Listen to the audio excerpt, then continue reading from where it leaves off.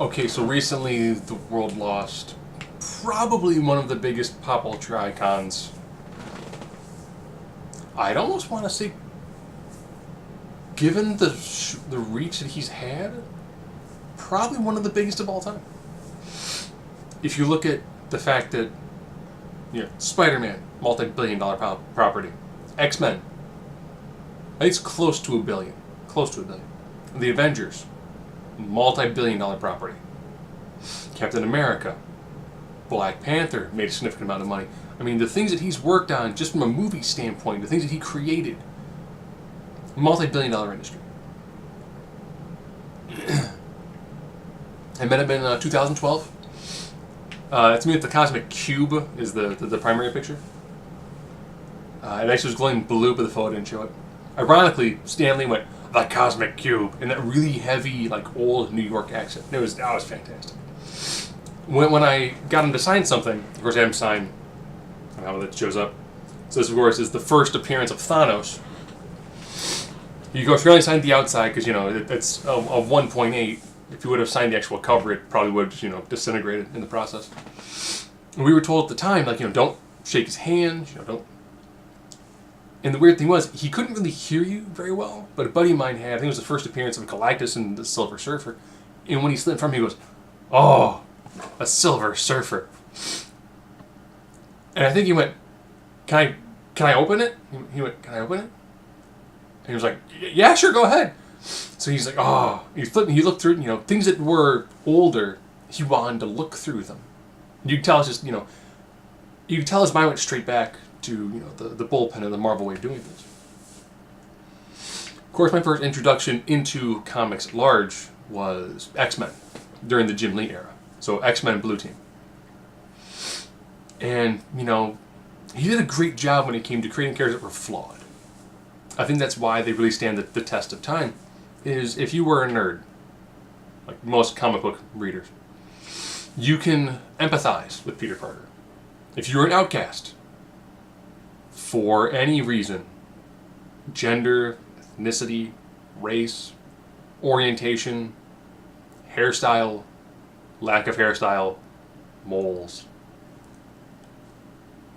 anything you had that made you different, that you apart from people, you had the X-Men. Or the Fantastic Four, you had Thing. He did a great job in making a lot of very flawed characters. And you know what? That worked. Part of the reason why they resonate so well is because they are flawed. DC had a problem where all their characters were perfect. They had very, very, very, very few things wrong with them. Where every single Marvel character had some sort of massive flaw. Tony Stark. He made weapons for a living. What happened? Shrapnel stuck in his chest. He has to effectively wear an iron lung, more or less. It's the original origin. He had a bunch of scientists who went up into space.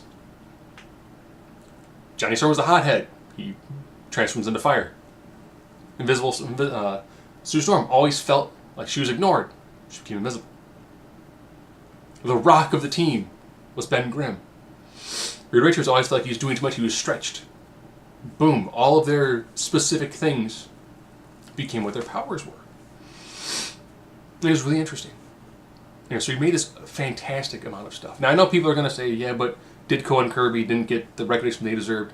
At the time they were making these things, they probably did not assume that, one day, this random offshoot character in Beware of the Blood Brothers is going to become this massive character.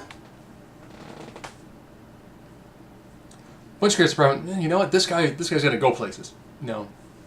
If you went back in time and you said, Spider-Man, yeah, multi-billion-dollar property. Now it's fantastic. What about the Fantastic Four? And you'd go, they have some movies. It's a multi-million-dollar property. X-Men, same thing, billion-dollar property. It's like they'll be in movies, TV shows, video games. They need to explain what a video game is. It's like they're going to be all over the place. Toys. You're going to see them every year for costumes. People are going to professionally dress as them and go to massive, multi-million-dollar conventions.